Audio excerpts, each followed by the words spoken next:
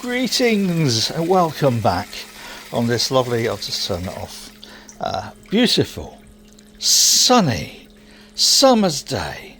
I've spent most of the day cleaning my pipes. I didn't need to clean my pipes, but I just put a bit of video in here which will show you what was coming out of our tap earlier.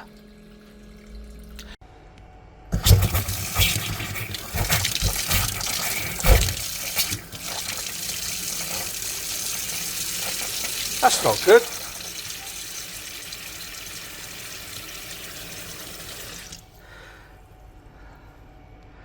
Right, so we noticed this on a couple of the other sinks. Apparently yesterday, Thursday afternoon, we had the water was cut off because someone dug through a water main around the corner. Nobody bothered telling us, obviously. Turn taps on, mud comes out and quite a lot of air as well. Now I was going to start my reverse osmosis going, but I think I'm going to spend most of the usable part of today cleaning all of the pipes, or running all of the pipes clean. There you go, lovely, eh? So just as a precaution really, I flushed everything through. I use these reverse osmosis filters anyway, and I change them reasonably frequently, but I didn't want all that crap going in there, and because it means my filters would have needed changing more frequently than normal. So yeah, I use reverse osmosis generally. Sometimes I don't, sometimes I just use basic tap water and use some Camden tablets to get rid of the chlorine and chloramine. But it got me thinking, because I also use a lot of distilled water, and as an example, I use basic distilled water to mix with Star San because it lasts longer, and for Persid, so obviously that's got diluted Star San in. This has got diluted Persid in. These are just distilled water. But I use this to distill the water. I'm sorry about the flickery light. I'm sure some of you will have seen this before. It's basically like a kettle, and then there's a condenser, there's a fan, condenses the steam, turns it into distilled water in here. But I'll just take the top off and show you what's left inside. I brought it downstairs because we've got more natural daylight down here, and it won't flicker quite so much. But that in there, after 40 litres of distilled water, that's what's left behind. Isn't that lovely? And I'll give that a scrub, and then I'll use, where is it? Phosphoric acid. It's only 30%, but still dangerous enough that I need to go and put some gloves on and put some eye protectors on, and I'm going to give this a rinse out first and a bit of a basic scrub, and then we'll pour some phosphoric acid in there and just leave it for a bit. This would come off reasonably easy with a scrubbing brush once there's phosphoric in there. We'll come back when I've cleaned it. Actually, just giving it a rinse, that's what came out. And just look at this. This is solid matter, crystalline stuff. So that's going to be like calcium. And the reason that I'm using acid is that's all alkaline. You can't clean alkaline with alkaline. You can only clean alkaline with acid, or acid with alkaline. If you've got something highly acidic and you want to neutralize it, you'll put something alkaline into it. That's how people who do things like electroplating, a mate of mine's got an electroplating business, and before they can discharge the acid that they use, they have to neutralize it with caustic soda, bring the pH down to a neutral pH. Anyway, let's get this cleaned out. You don't want to listen to me wibbling.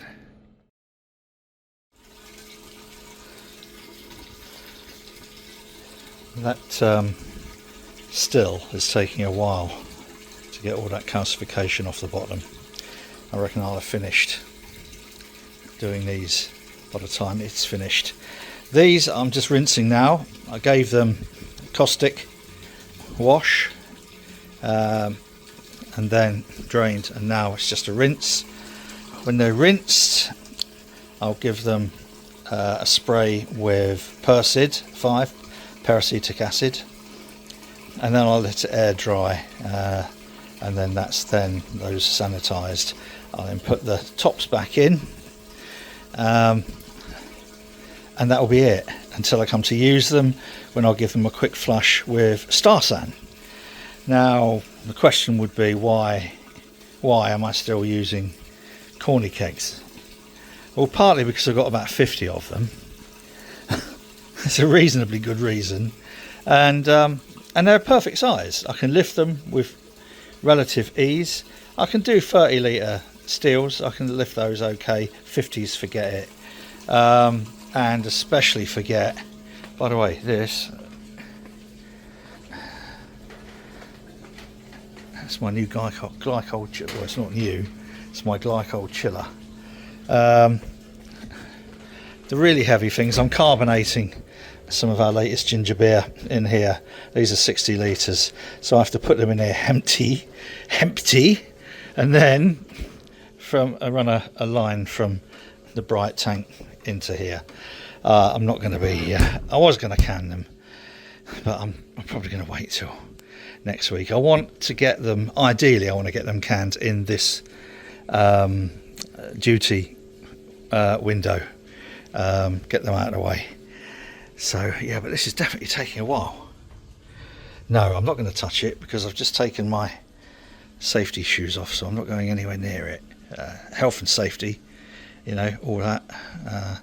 Gloves, eye protectors, safety first, and wearing a condom, everything.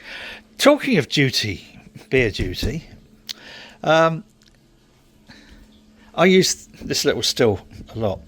When I had, and I can't remember, it's a long time ago, and this will sound worse than it is, but I had a sort of morning visit from 4 customs and excise, I suppose they're called officers, to look at what I was going to be doing with a brewery, whether I was doing anything naughty, which kind of technically I suppose at the time I was.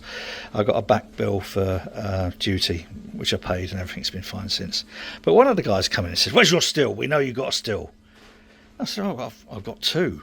And I think he was talking about that one up there, which I love that. I'd never use it because I'd be frightened of blowing myself to smithereens. But this is perfect for just making. It does about 3.5-4 litres a time, so I've had to have 10 or so runs to fill those carriers up. But yeah, it's gonna take a little while. Well, a few hours later, can't get those last bits off. So anyway, I'm going to go back to using it upstairs now because I need more distilled water.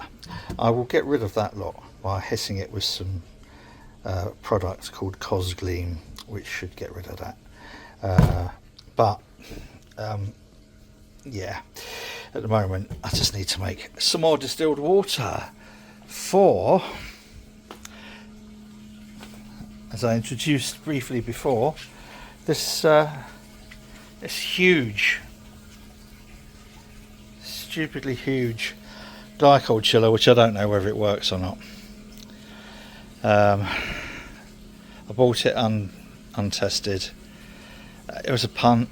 It wasn't massively expensive, but it was expensive enough to be painful if it doesn't work.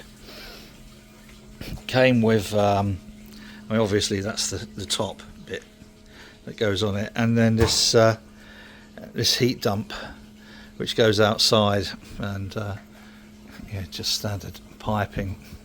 But one thing I did notice was, hang on, I'll tip you over and you should be able to, there you go, yes, danger, 24 volts. Well, rather worryingly, it's got some mains cable and I don't know if we'll be able to see, but in there there's just about see that chocolate block there. So I'm a bit worried that someone might have taken this apart somehow and put mains through a 24 volt fan. I mean, it would be possible, I'm sure, to replace the motor, but I don't know. It might be one of those things that I could just end up chucking good money after bad. But anyway, so that's the I mean, just, you know, that's the size of the glycol chiller. There's a tiny little bit of glycol in there, but I will dilute the glycol with distilled water, which is the accepted thing to do. At the moment I've been relying on the SS Brewtech one. I have got this Kegland one, which is fine for doing something like a couple of Firmzillas or something, but it's just no way is it up to doing these or the bright tanks. It's just not, it won't do it. So I'm thinking of selling this. It's perfectly good, but on these hot days it just, no, it wasn't there, wasn't able to do it. So if anyone wants to buy a Kegland G20, I think they're called, glycol chiller, let me know. I don't know how much they're worth. I'll have to have a look online. So that's that. Anyway, I've whittled on enough. Now it's time to start having a bit of a clean up, because I'm fairly sure it's very nearly beer o'clock. So give this a rinse out, get it upstairs, start making more distilled water, and yeah, no, I might try that one day, but I don't know what with. Certainly won't be for distilling alcohol, because as I've previously said on numerous occasions, I don't want to blow myself to smithereens. We did try it with this one, making some hand sanitizer back in COVID. Absolute disaster. So yeah, I have no ambitions to be a distiller. Until next time, if you enjoy this absolute twaddle and you're new to the channel, be lovely to have you as a subscriber. If you're already subscribed, or even if you're not already subscribed, if you've stumbled across this somewhere, then please give me a thumbs up. It tells YouTube's algorithms that it might be worth recommending this complete nonsense to other people. In time-honoured tradition, I will finish by saying, whatever you're doing, do it safely, especially out there in the sun. Make sure you get plenty of factor phone number sunscreen. You take care of yourself and those you care about. Cheers.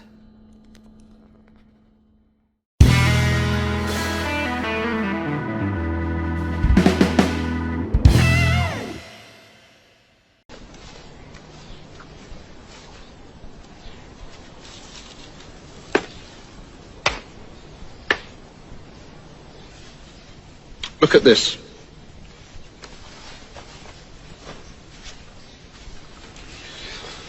Watch closely.